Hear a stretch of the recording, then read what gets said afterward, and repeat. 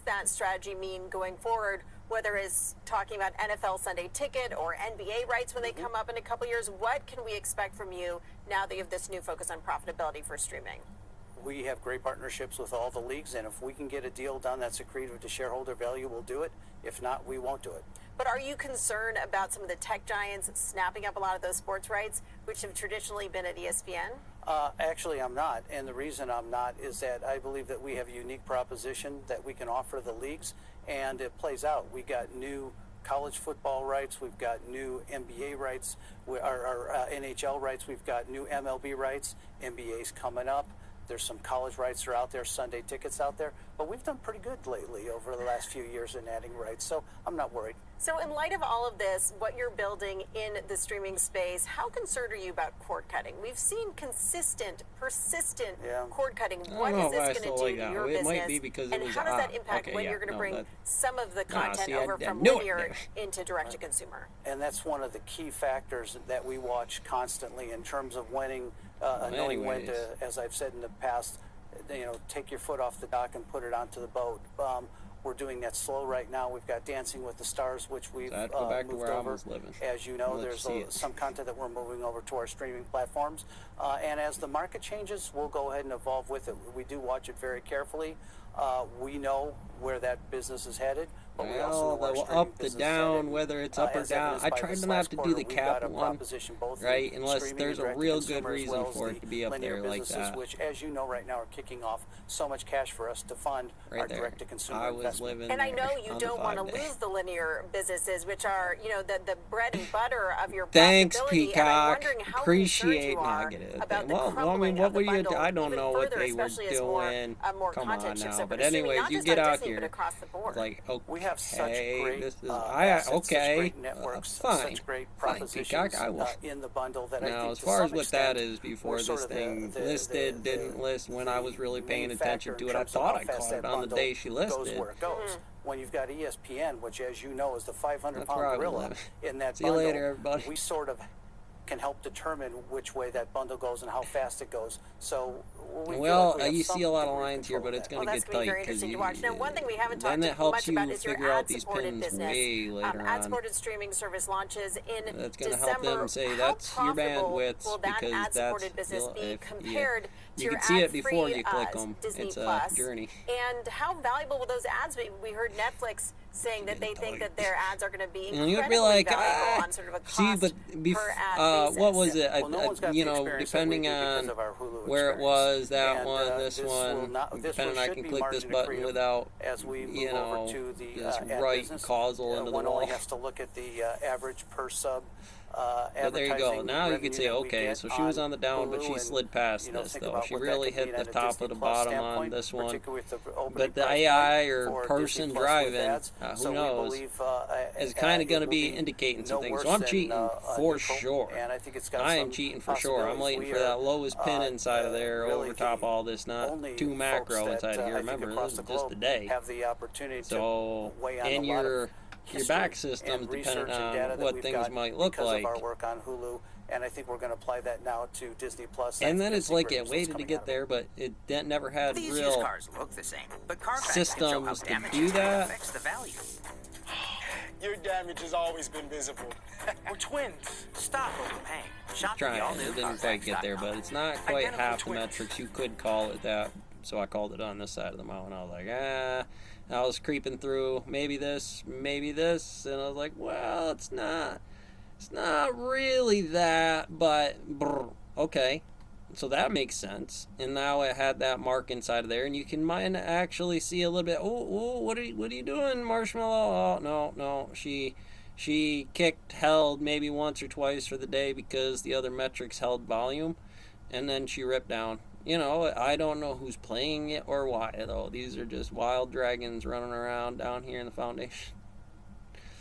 But, and that's why they'll stay.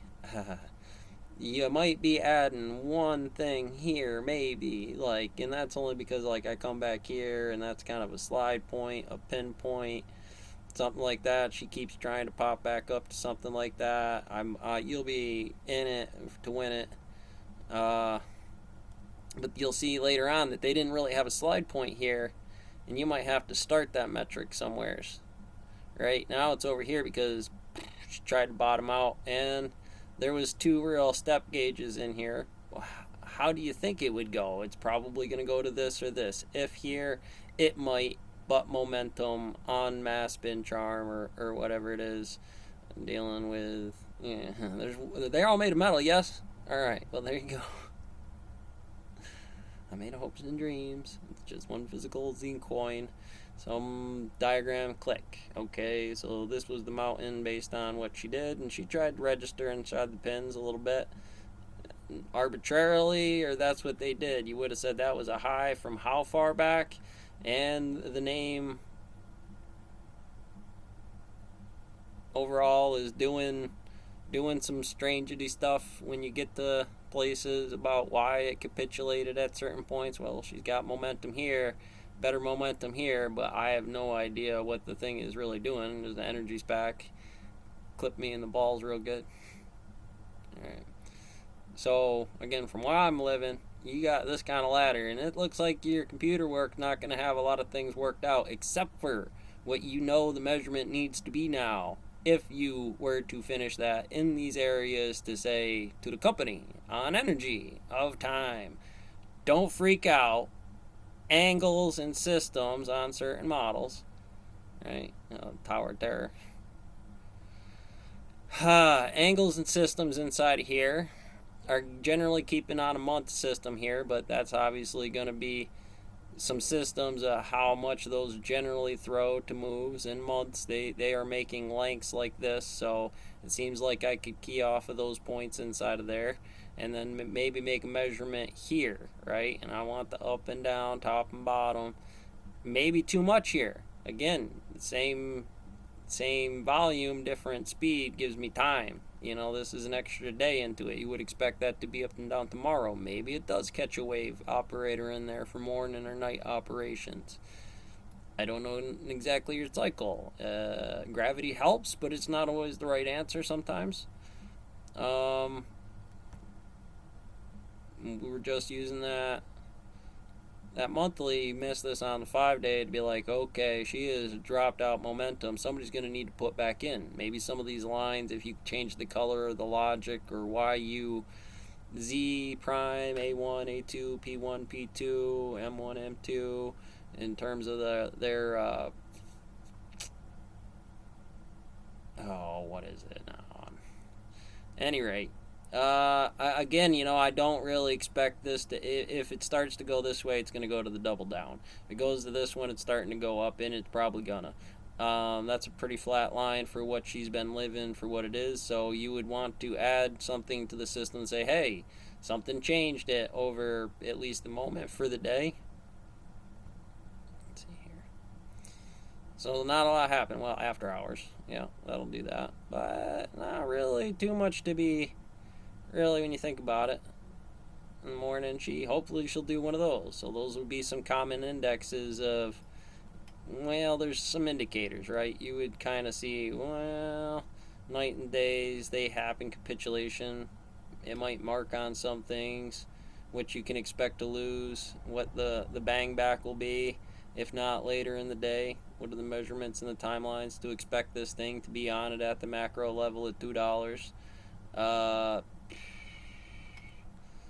If those are common numbers right now, or again, if it starts to creep down, I would commonly imagine, you know, I'd look back here and go, well, let's see what they keep falling to, raising to, falling to. Maybe one of them will catch, you know, but the sequence to why the money goes in is also a common problem. What algorithm is pulling something in to pull something out?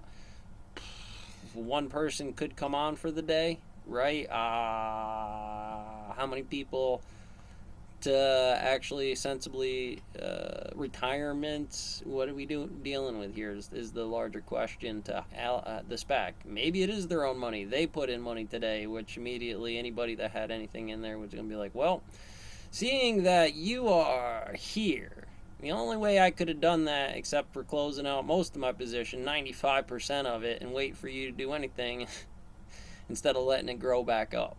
And because 0 is your base limit, this isn't one of those other ones. Either let it go or get back to where she could be, because she's going to want to drive back up to that point at some point in time. And they're always kind of like blockchain to it.